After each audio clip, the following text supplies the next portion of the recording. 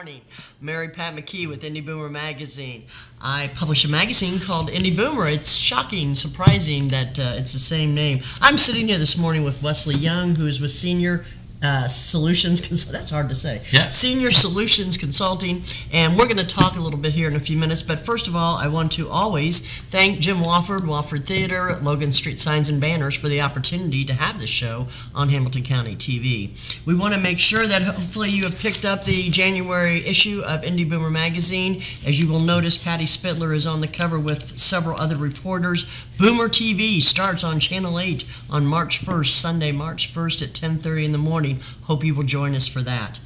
I want to get into this, Wesley. Wesley and I were talking before we started the show, and there's so much to talk about.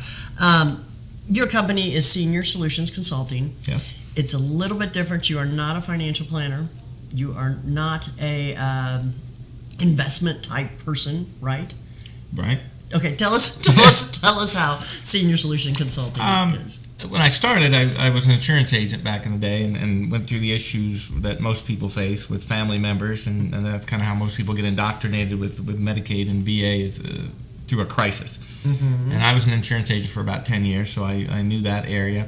And when I went through this with a family member, I decided that this was a field that I wanted to pursue. So I'm licensed financially and insurance-wise and Medicare supplement and all of those kinds of things, okay. But I use that strictly to do Medicaid and VA. So your focus is the VA aid and attendance, and right. then the Medicaid. Right, so I do it from a financial and insurance standpoint. When we need legal things, powers of attorneys, wills, trust, we have access to attorneys, or we use our clients' attorneys, or if we need a CPA or someone for moving around IRAs or things that have gain or taxable issues, we bring in a CPA. Usually our clients, we talk to their CPA. So we kind of consider ourselves team members. So we come in and give you options of what's available and what's out there. A lot of people don't know that there's a lot of benefit programs, a lot of facilities, a lot of in-home care, assisted living nursing homes that really is attainable for a loved one. If you do it right and utilize the benefit programs that are out there.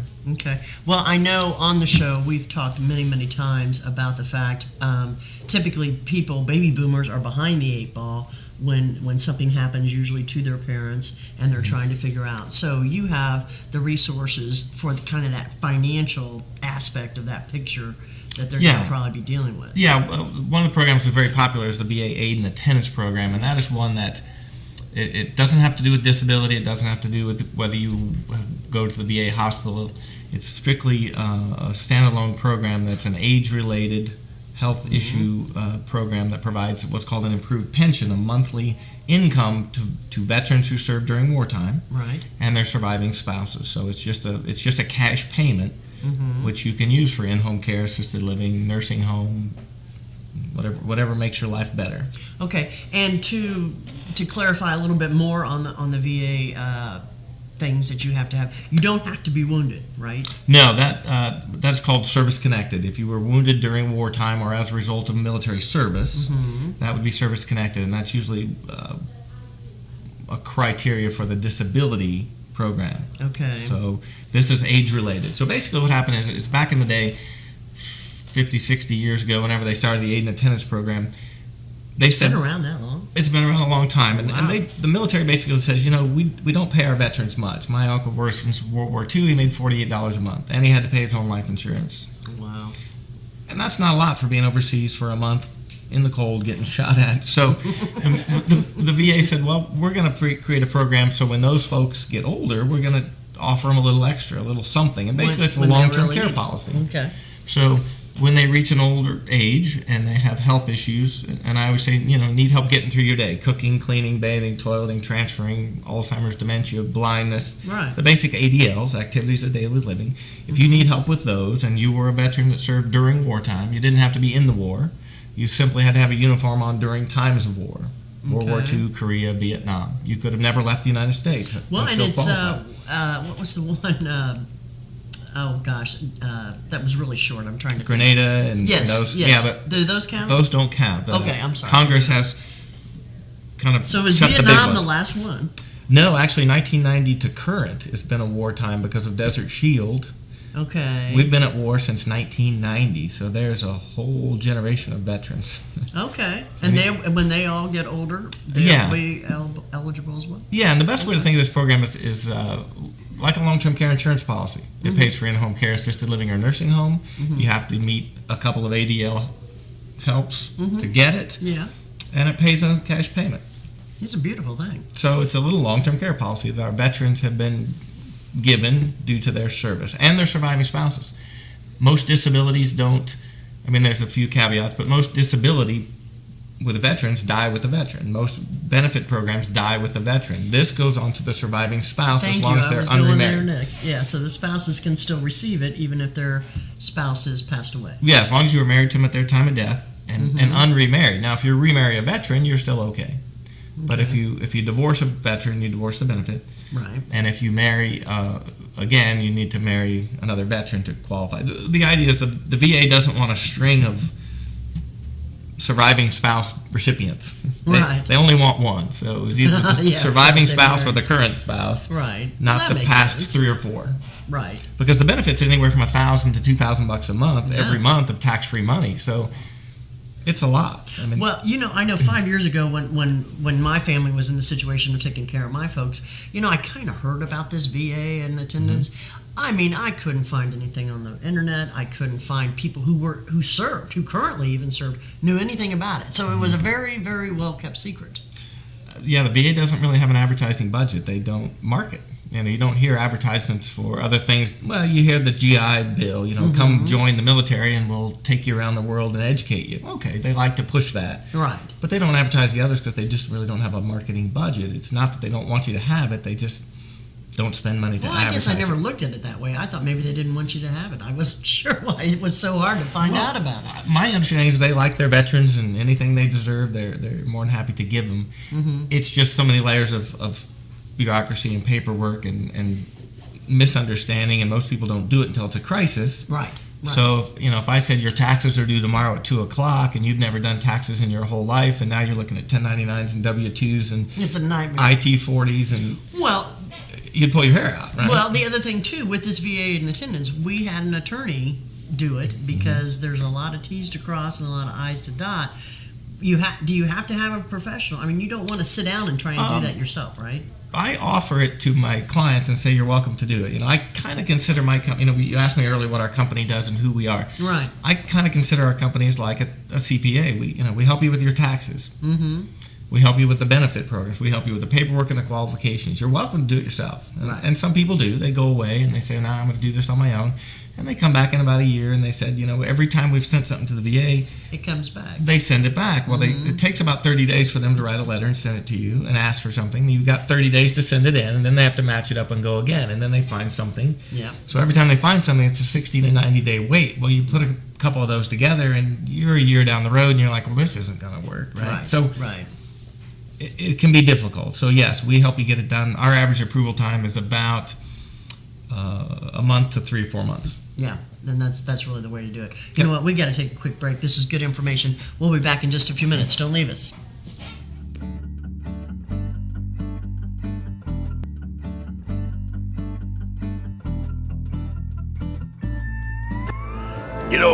When Margaret and I decided to sell the old estate here, we had only one choice in signage. Logan Street Signs and Banners. Conveniently not located on Logan Street anymore, but rather located on 10th Street on the south side of Noblesville. Well, we sold the old beauty, and we were able to buy this wonderful estate. And we had so much money left over, I was able to buy this beautiful 1968 Eldorado Cadillac for Margaret. Only 472,000 miles. Margaret loves it because it's got those big seats and that heavy-duty suspension to support her svelte frame. Next time you're looking for signs or banners, call old Jim at Logan Street Signs and Banners, 773-7200. Conveniently not located on Logan Street anymore. Everyone knows it's easy to find first-run movies in the big theaters. But where can you go to watch your favorite classic movies on the big screen for the perfect night out? Why rent a flick when you can rent the entire theater? Call today to reserve our 32-seat theater for your next event or just stop by to see what's showing this weekend.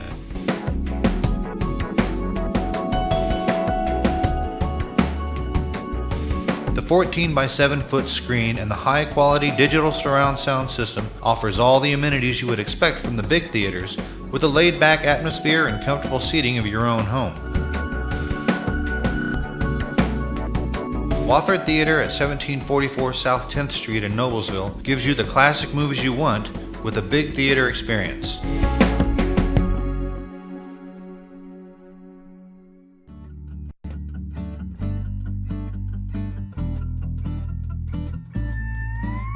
It ain't. As far as I'm concerned. Are we back? Yes. We're back. Welcome back. Mary Pat McKee here, Indy Boomer Magazine. I'm sitting here with Wesley Young from Senior Solutions Consulting. We were just spending the first part of the show talking about veteran aid and attendance. Hope you guys got to catch it. I wanted to add one more comment that that the VA will retro back monies. To date Tell of me how that application. works. Yeah, to date of application. So you, Okay.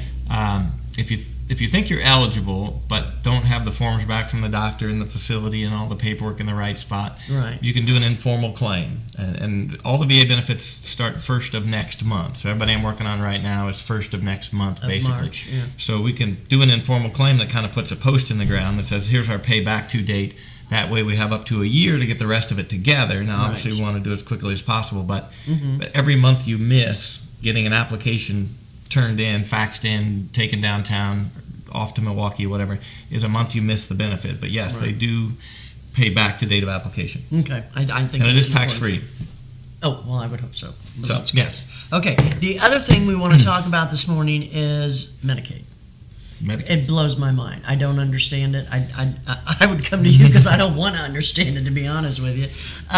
We were talking again earlier before the show about a Medicaid waiver. Can you kind of walk us through all of that? And Yeah, there's a lot of Medicaid programs. Medicaid is a term that you might use like the word shoe. You know, there's 1,000 kinds and 13 sizes. So Medicaid is a Good broad analogy. term. Yeah. Now, when I talk Medicaid, because of what I do, I think nursing home. So if someone's going into a nursing facility that accepts Medicaid, and Medicaid would pay the bill. And they don't all accept Medicaid. Right.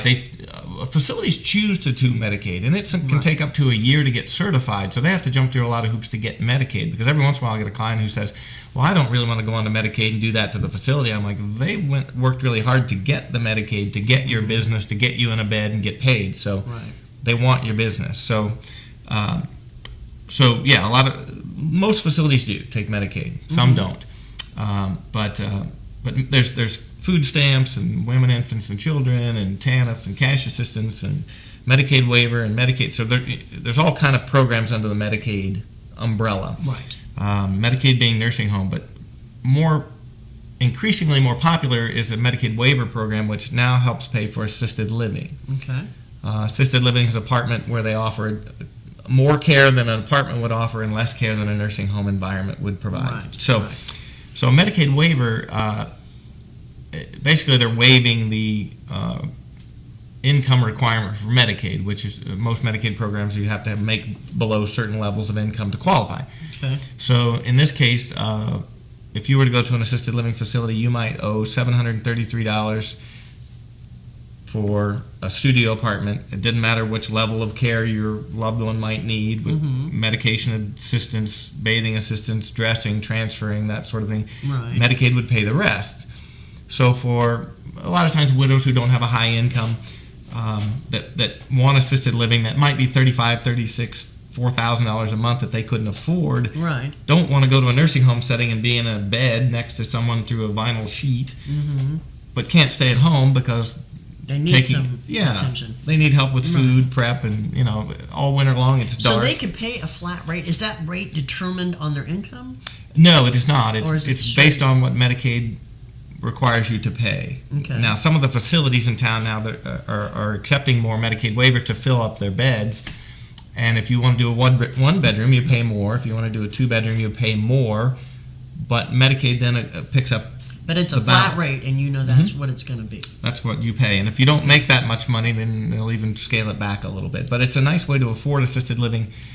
In the past, very nice way to afford. yeah, in the past, it was a way that someone who was in assisted living for many years and ran out of money they were able to offer them that to be able to stay in that environment and not have to move on. That's what I'm familiar with. Sure. Yeah, now it's just becoming more popular to fill the new facilities and get people in the door. Do the facilities still have to jump through all the hoops for the Medicaid waiver? Is the Medicaid waiver just kind of a subdivision of Medicaid or something? It is. Another, it is, and you have to be certified. I'm not an expert on what the facilities need, Well, but it has to have sure. nursing staff and 24-hour care, or Okay.